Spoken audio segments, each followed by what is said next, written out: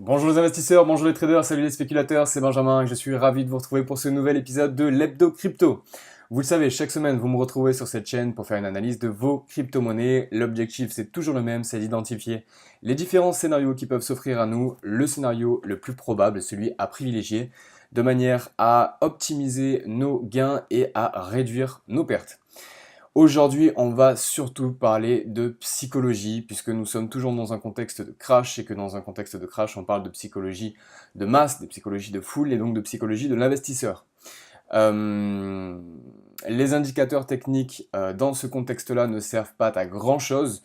Si vous savez eh bien, reconnaître les émotions de vos proches, si vous êtes un peu empathique, vous avez déjà fait un premier pas, croyez-moi, dans le monde du trading, puisque n'oubliez pas que derrière eh bien, tous ces chandeliers, derrière tous ces indicateurs techniques, toutes ces bougies, tous ces graphiques, se cachent et se dissimulent uniquement des hommes avec un grand H, des hommes et des femmes comme vous et moi, et que eh bien, ce sont des personnes qui vont réagir de telle et telle manière selon une info, selon eh bien, le mouvement des graphiques. Donc c'est tout simplement de la psychologie. Comprendre pourquoi à ce moment-là eh bien, il y a un crash, eh bien, c'est tout simplement, en tout cas en début de crash, un effet de foule, un effet de masse, puis un effet de panique. Donc là, nous sommes dans une des dernières phases, nous sommes dans la dernière phase de ce crash. J'ai déjà pris moi une position acheteuse, je vais vous expliquer pourquoi. Je vais vous expliquer aussi comment gérer votre risque et comment j'ai décidé que j'allais prendre cette position et surtout comment je l'ai réfléchi et rationalisé dans ce mouvement très irrationnel qui est un crash. Euh, Écoutez, on va voir ça immédiatement avec le Bitcoin. Donc vous avez le Bitcoin en hebdomadaire, donc chaque bougie représente une semaine de trade. Donc depuis le crash ici, on a eu plusieurs rebonds qui nous ont fait à chaque fois taper sur une zone de support que nous pouvons retrouver ici. Hein. Ici, on est sur une grosse zone de support. Alors, il ne s'agit pas d'une ligne, mais bien d'une zone de support. Nous sommes dessus. Aujourd'hui, vous allez avoir très peu, très peu de vendeurs qui vont se positionner avec des effets leviers. Vous le savez, dans le trading, on peut se placer à l'achat, à la vente en mettant des effets leviers. Je vous l'ai déjà dit, les effets leviers à la vente n'ont aucun intérêt sauf en cas de début de crash. Aujourd'hui, aucun trader expérimenté ne mettra d'effet levier à la vente. C'est pour ça que si nous venons à casser encore une fois vers le bas, ce sera uniquement la dernière phase qu'on appelle la phase de purge, c'est-à-dire que nous avons eu différentes phases ici psychologique où eh bien, il y a une potentielle actualité qui fait qu'il y a une euphorie mêlée à une panique, du désespoir, etc. Eh bien, c'est tous ces gens-là qui se sont placés à l'achat, voire avec des effets leviers, qui vont se retrouver stoppés ici. Au plus, ça, on va descendre au plus, eh bien, ces personnes-là vont voir leur trade stoppé par leur broker, par leur exchange. Et c'est uniquement cela qui va causer l'effet l'effet panique et l'effet purge de cette dernière chute. Donc pour Ethereum, c'est le même schéma. Hein. Ethereum, on a subi cette baisse, suivi d'un rebond. Suivi d'un rebond qui a été causé uniquement par de l'euphorie. Regardez, ça y est, ça repart. Non, non, non, panique derrière. Hop, on est revenu toucher le support. Ethereum et EOS, c'est la même chose et c'est la même chose pour la plupart des altcoins. Donc on va revenir sur le Bitcoin. Donc le Bitcoin que on a ici en hebdo, je vous avais indiqué plusieurs phases de baisse. Je vous avais indiqué que moi, je ne me positionnerai pas à l'achat tant qu'on ne serait pas clairement sorti vraiment de ce triangle et qu'on n'aurait pas terminé ce cycle baissier que j'identifie en 5 temps avec un premier temps ici, un deuxième, un troisième, un quatrième, un cinquième. À l'intérieur du triangle qu'on retrouve ici en 1, 2, 3, 4, 5. On est venu encore une fois toucher le support. Sachez que sur un contexte baissier comme ça, on vient taper 3 fois, on ne vient pas taper 4 fois. Donc là, les scénarios qui peuvent s'offrir à nous, eh bien, c'est soit un décrochage vers le bas net et brutal qui va bien purger eh bien, les derniers espoirs et qui va potentiellement nous faire descendre sur les zones support que l'on va traverser de support en support. Sachez une chose et comprenez bien une chose, c'est que lorsque l'on a un crash comme ça, on peut effectivement avoir un gros haut suivi d'un bas direct et d'un gros cash direct et brutal. L'inverse est impossible. On ne peut pas d'un coup repartir à la hausse. Pourquoi? Parce qu'il faut que les investisseurs et tous les traders se rassurent et tout ça se caractérise visuellement par une accumulation et par une consolidation des prix. C'est-à-dire que avant d'espérer une grosse hausse, il faut d'abord voir se dessiner une faible volatilité avec des prix qui fluctuent entre deux zones de prix pas franchement élevées. Avant que ça n'arrive, il peut y avoir différents mouvements et il peut y avoir un mouvement baissier brutal. Toutefois, moi je vous avais dit que je me positionnerai à l'achat la semaine dernière assez rapidement. Donc je vais vous passer ça en daily pour que vous puissiez voir un peu mieux. On va même passer ça en 4 heures. Voilà, donc semaine dernière, on était ici et je vous avais indiqué qu'on était sorti pour la première fois pendant une longue période de temps, pendant plusieurs jours, du triangle baissier dans lequel on évoluait depuis quelques temps. Et je vous avais dit que si on rebondissait sur cette zone support qui, hop, qui a supporté plusieurs fois, elle a supporté ici aussi, si l'on rebondissait à la hausse, je passais acheteur. Pas avant parce qu'il faut attendre une confirmation, toujours attendre une confirmation pour pouvoir prendre une position. Donc finalement, eh bien, on a cassé à la baisse ici, on voit bien sur cette bougie rouge, dès qu'on a franchi cette bougie, la zone de support ici, on a cassé à la baisse, ça a hésité, on est revenu taper sur cette ligne qui est devenue résistance, et lorsque l'on a franchi encore une fois par le bas, boum, chute brutale, encore une consolidation, et boum, chute brutale, et on est revenu sur le support. Donc la semaine précédente, je vous avais dit que soit je me positionnais à l'achat à la sortie du triangle, soit je me positionnais à l'achat ici, parce que pour moi, on est sur des bottoms, on est sur des points bas, sur des prix qui peuvent être intéressants sur du long terme. Ça peut descendre encore, mais c'est des points d'entrée qui sont intéressants. Toutefois, ça ne veut pas dire que j'y suis allé en une fois, en all-in, et que j'ai tout placé dessus. Cela veut dire que ici, on a identifié un premier point pivot, c'est-à-dire que on pourrait noter en 1, hop, on pourrait noter en 1 ici un premier point pivot. Donc ce premier point pivot ici, on l'a passé et il fallait attendre le franchissement du deuxième point pivot. Ici, si on avait une résistance à ce niveau-là, eh bien il aurait fallu attendre ce deuxième point pivot pour avoir vraiment un franchissement et un bull market qui se mette en place. Finalement, ce n'est pas ce qui s'est produit, on est revenu sur cette zone-là. Moi, je suis repassé acheteur au 5655, il me pense, c'est très, très récemment là que je suis passé acheteur. Et donc finalement, il va falloir attendre de franchir une nouvelle fois cette zone de résistance, ce point pivot que l'on pourrait appeler 1 bis, pour pouvoir avoir un espoir d'un rebond haussier. Donc il va falloir attendre de rebondir ici et potentiellement de revenir sur cette zone-là, d'avoir un 2.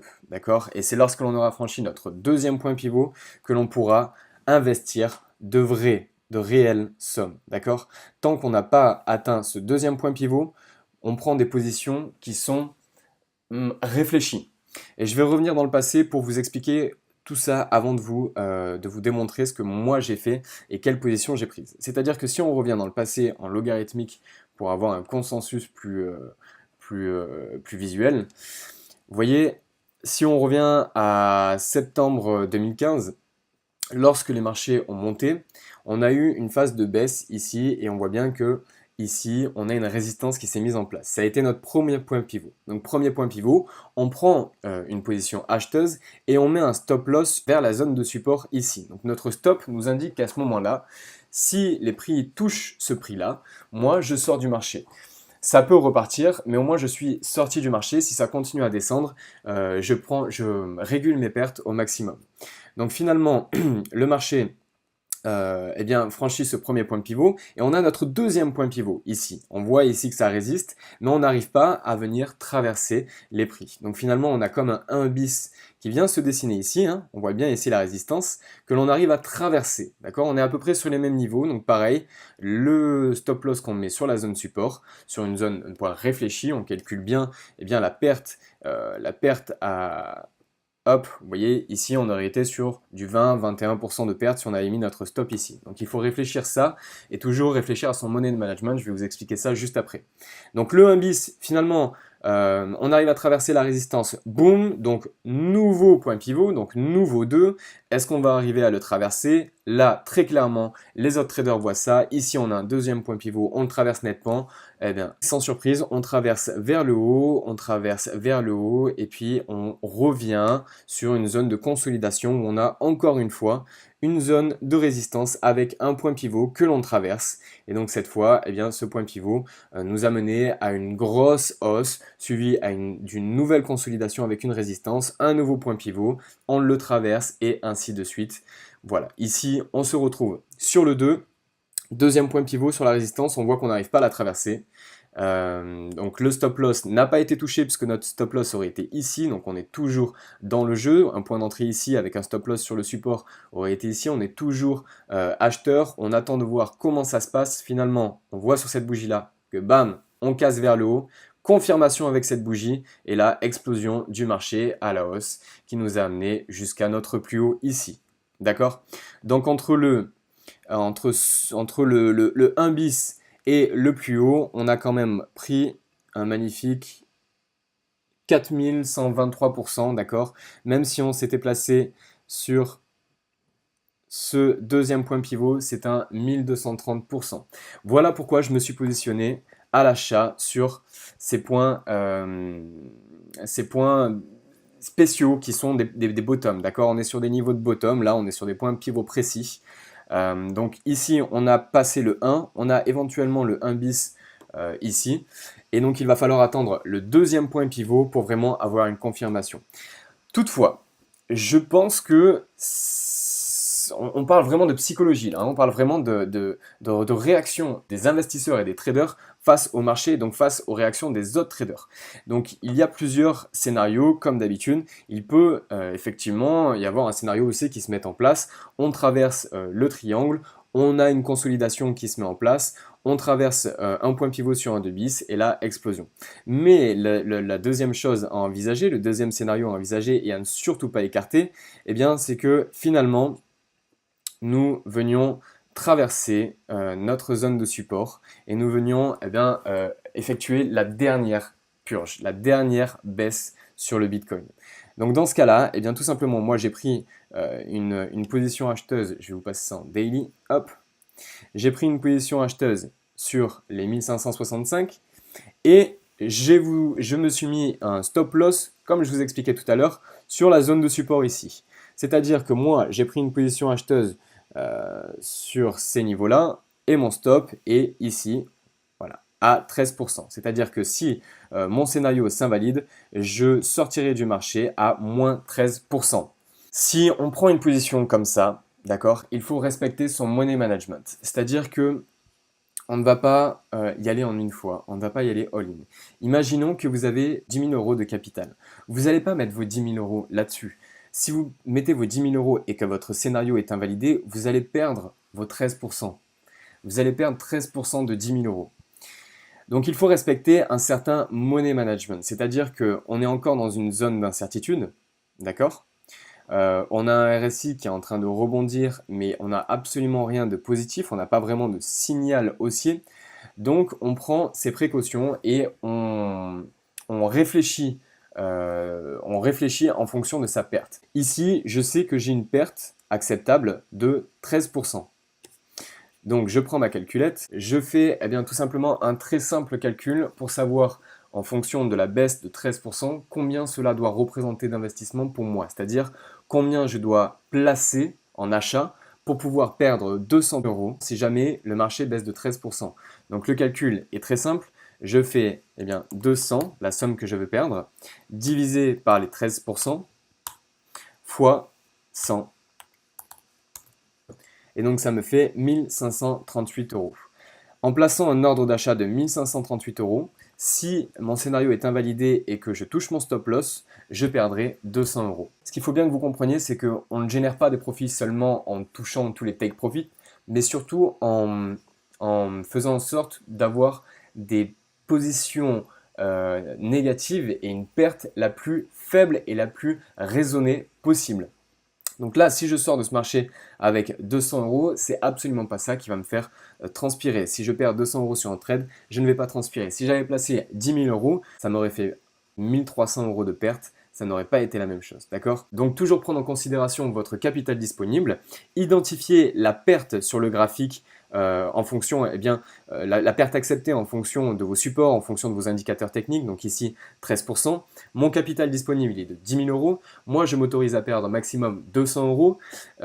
Ici, ça représente sur le graphique 13% de perte, donc je fais 200 divisé par 13%, donc 200 divisé par 13 fois 100, et ça me donne le montant à investir pour ne perdre que 200 euros. C'est en fonctionnant comme ça que vous allez pouvoir prendre des positions sur des bottoms, sur des points bas sans prendre de risques. Parce que vous l'avez bien vu ici, les prix peuvent encore partir à la baisse. Mais si ça part à la baisse et que le scénario est invalidé, c'est pas grave. Vous serez quand même rentré sur le marché et vous aurez géré votre risque. Ok ? Donc le scénario qui peut arriver dans les prochains jours là, sur le Bitcoin, c'est en rebond sur le haut du triangle. On n'écarte pas la possibilité que l'on franchisse la zone de support vers le bas. Dans ce cas-là, ce sera un gros crack. Donc prise de position acheteuse pour moi sur ces niveaux-là avec un stop loss sur la zone de support. Et écoutez, tout ce qui reste à attendre aujourd'hui, c'est de voir le marché consolider. D'accord? Pour l'instant, on ne prend pas de risque. On est en fin de cycle. C'est possible qu'il arrive une dernière phase de purge. Dans le milieu du trading technique, la dernière phase de baisse doit être de la même ampleur que la première phase de baisse. Donc ce qui nous amènerait, si tel était le cas, sur un franchissement de support et nous ramènerait potentiellement vers les 2460 euros. Donc c'est pour ça qu'il faut gérer ses positions et gérer ses pertes.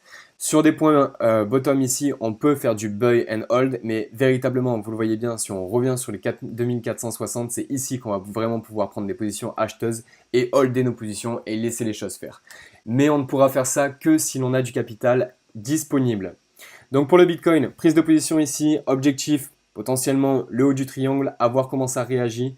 Tout ce que l'on va observer, c'est surtout les volumes. Il va falloir qu'il y ait de volumes conséquents pour un potentiel rebond. Toutefois, moi, je n'écarte pas la possibilité d'un crash avant une consolidation. Il faudra attendre cette consolidation pour vraiment avoir une résistance qui se mette en place et un vrai point pivot pour pouvoir se positionner à l'achat sur le Bitcoin. Pour Ethereum, c'est la même chose. On a traversé vers le bas ce triangle, bam, on a traversé, on a consolidé ici, on a traversé encore le support, bam, et ici on est revenu sur la zone de support principale. Donc il ne faut pas écarter la possibilité que l'on ait un rebond. On voit bien qu'ici on est en zone de survente sur le RSI. Donc personne ne va se positionner ici à la vente en tant qu'effet levier. Personne ne va se positionner en tant que trader sur la vente à découverte. Ici, ceux qui vendent sont uniquement ceux qui coupent leur position. Et ceux qui coupent leur position sont à la fois ceux qui ont pris des positions acheteuses et qui ont un petit peu de désespoir, mais c'est surtout ceux qui ont pris des positions acheteuses avec des effets leviers qui se font sortir par les exchanges. Et c'est pour ça qu'on peut avoir un mouvement fort à la baisse. Donc sur Ethereum, on ne touche à rien pour l'instant, on observe. Il n'y a que sur le Bitcoin, pour ma part, que j'ai pris une petite position acheteuse, histoire de me placer sur des bottoms, puisque pour moi, ce sont des prix qui sont quand même intéressants. Et enfin, EOS pareil, on a traversé vers le bas le support, on a retraversé une nouvelle fois, et là aujourd'hui on se trouve dans une zone de support. De toute façon, vous le voyez bien, on est toujours dans notre gros range sur EOS, on est toujours dans ce gros range. Qui dit range dit forte volatilité, dit indécision. Toutefois, ici, on voit bien que c'est des prix intéressants sur lesquels se placer. Donc pour un investissement et une vision à long terme, se positionner sur des points support ici sont des points intéressants. Mais ça ne sert à rien de se positionner si derrière il n'y a pas de déclenchement. Il vaut mieux se positionner plus tard. Il vaut mieux attendre sur EOS que l'on ait un schéma comme ça. Hop, hop.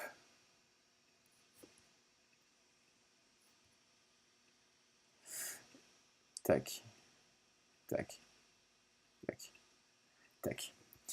Il vaut mieux se positionner plus tard et voir se dessiner une ligne de résistance ici sur laquelle on va pouvoir identifier un point pivot, plutôt que de se positionner trop tôt sur un investissement qui finalement n'aura aucune valeur, puisque si le scénario n'est pas validé, eh bien vous aurez peut-être acheté bas, mais si les prix ne montent pas, ça ne sert à rien. Donc sur EOS comme sur les autres, on va attendre de voir une consolidation se mettre en place et des points pivots que l'on va franchir. De toute façon, on suit ça ensemble toutes les semaines. Pour l'instant, je sais, j'ai pas grand chose à vous dire, mais je fais quand même ces vidéos pour vous tenir au courant. Donc EOS, on attend, Ethereum, on attend aussi, on attend des consolidations pour le Bitcoin aussi. Pour le Bitcoin, on peut peut-être avoir un seuil de déclenchement ici, ou alors peut-être je vais me planter parce que je me suis positionné en dessous du point pivot, et donc on va peut-être avoir une phase de résistance ici, et on va repartir vers la baisse, et potentiellement, on ne touchera jamais mon stop loss, on va rebondir ici, et on aura notre consolidation. Peut-être que notre consolidation va se faire ici. En tout cas, il va falloir traverser ces résistances-là, il va falloir traverser ces points pivots pour pouvoir prendre des positions avec d'importantes sommes, de plus importantes sommes qui seront investies. Voilà, écoutez, je vous souhaite une très bonne semaine à tous. Soyez patients sur les trades, ne prenez pas de trop gros risques, gérez votre prise de risque en fonction de votre money management. Et puis on suit tout ça ensemble la semaine prochaine. Portez-vous bien, c'était Benjamin, bye bye.